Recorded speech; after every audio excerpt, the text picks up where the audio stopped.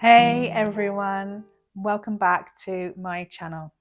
If you're new here, I'm sharing my unfiltered journey through IBD, fertility struggles, and ultimately becoming a mum at over 40. This is the messy, real, hopeful story that nobody talks about. So far, we've covered a lot. It started with a bathroom moment in 2017 and my first colonoscopy. Then Marco dropped the baby bombshell, which sent me into project management mode, optimizing everything for my fertility at 39. By 2018, I was taking supplements, doing acupuncture, eating organic, and feeling fighting fit. Then it all fell apart. My mild proctitis stopped being mild. I had a public toilet incident that I still don't laugh about. My period vanished, and the medications, they either did nothing or made everything catastrophically worse. Which brings us to chapter 4, USA, menopause and fight or flight. This is where things get really frustrating. Medical gaslighting, assumptions based on my age, and a cascade of decisions that would land me in A&E. If you're watching this and you've ever been dismissed by a doctor because of your age, this one is for you. Let's dive in. April 2019, Marco and I took a trip to the US to see family and visit the sites. We went to Baltimore, Washington, New York. It felt good, really good. My IBD was behaving itself. But traveling with food intolerances, that's a whole different nightmare. Remember, I couldn't eat sugar, milk, or anything from the nightshade family.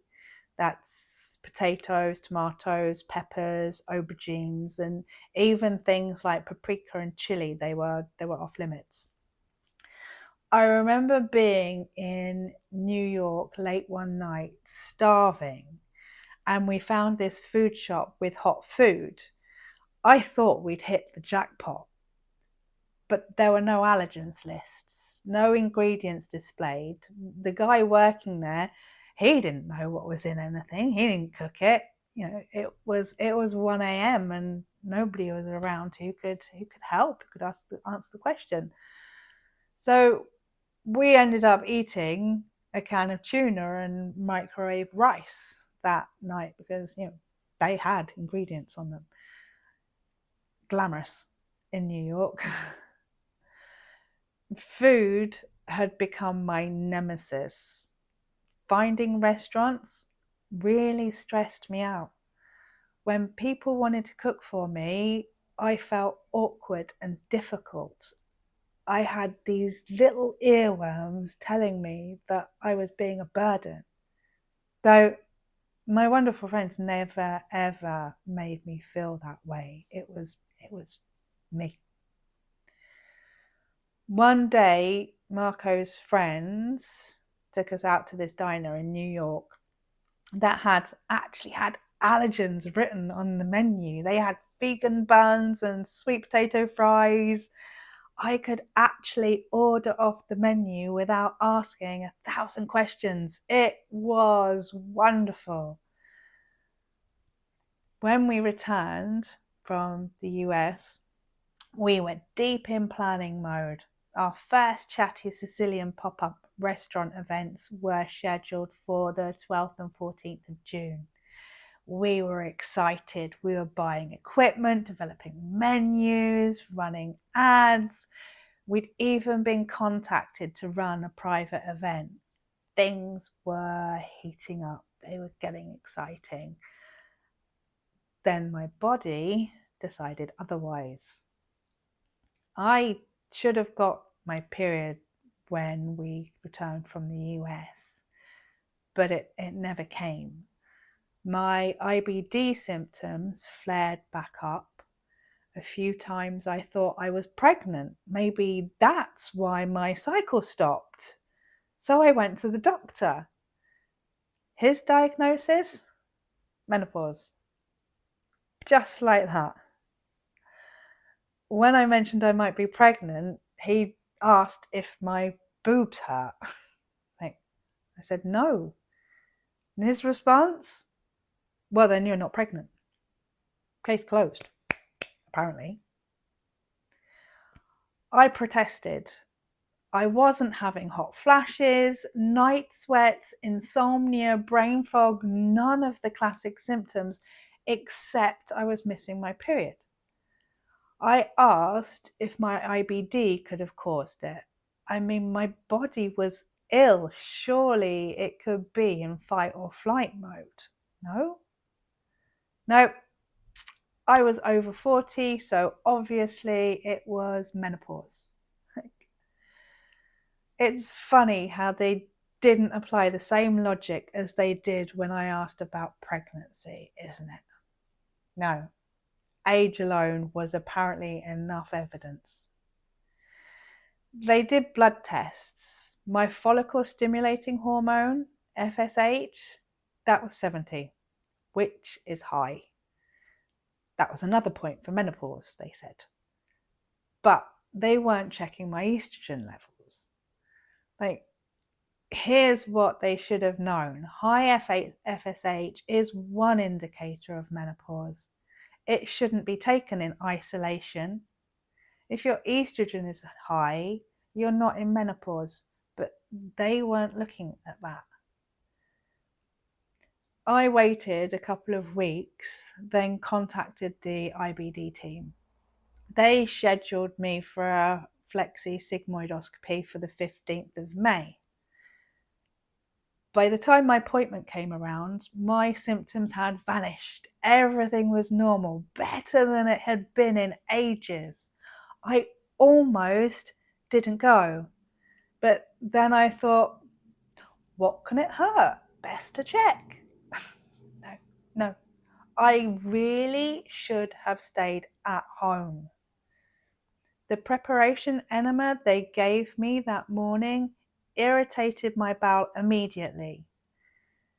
The nurse commented on it, but said that everything looked fine. Because I hadn't actually had a bowel movement, so the poor nurse was trying to have a look. And she had to get round it. She said that it was okay, that it was nice and firm, and that she couldn't see any inflammation. But, while they're there, they'll take a few samples anyway. Fine. Over the next 2 weeks, my symptoms got worse, much worse. I went back to my doctor about my missing period. Same response, menopause. Could it be because I was ill? No, they just shrugged. It wasn't even something they were thinking about. The IBD team got the results back early. Although my bowels looked fine, I had mild inflammation. I explained that I thought that I'd reacted to the preparation enema because problems started immediately after I took it. I was just dismissed. The nurse prescribed me Mesalazine enemas for 28 days. Well, as soon as I started taking those, it was like I was pushed off a cliff. Nothing stayed inside me for more than 15 minutes. I was losing a lot of blood, crippling stomach cramps. It felt like I was on fire inside. It took me an hour and a half to eat a small bowl of breakfast. I had no appetite. Itchy rashes spread across my hands and elbows. After 5 days, I called the IBD nurse. It's unusual, she said, but persevere, she said. I tried for 2 more days and then I had to stop. I couldn't take it anymore. It was clear I'd reacted to it. I called the IBD team on a Saturday. They were closed for the weekend, but they didn't get back to me till Wednesday after I'd actually had to chase them. They prescribed 2 medications without clear instructions, and I had to drive 20 minutes to get them. At this point, this was like running the gauntlet without any toilets. I picked up the medication and they contained lactose, so I had to contact them again, and they didn't respond until Friday. I took one of the medications Friday afternoon and immediately started vomiting on top of everything else. Our Chatty Sicilian events cancelled, and we've never been able to revive them. Sunday the 16th of June, my housemate took me to A&E. I had blood work done. My inflammation levels were 91. My iron levels were at 80.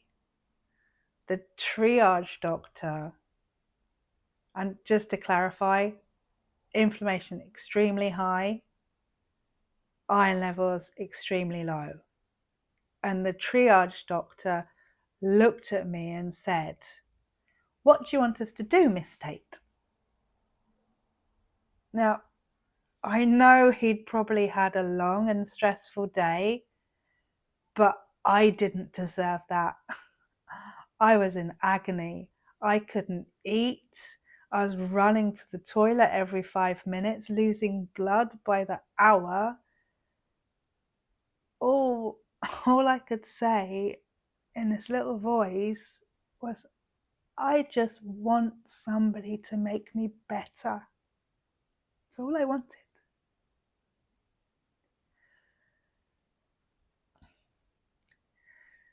So that's where chapter 4 ends, with me in A&E, severely anemic, inflammation levels through the roof, and a doctor asking what I wanted him to do about it.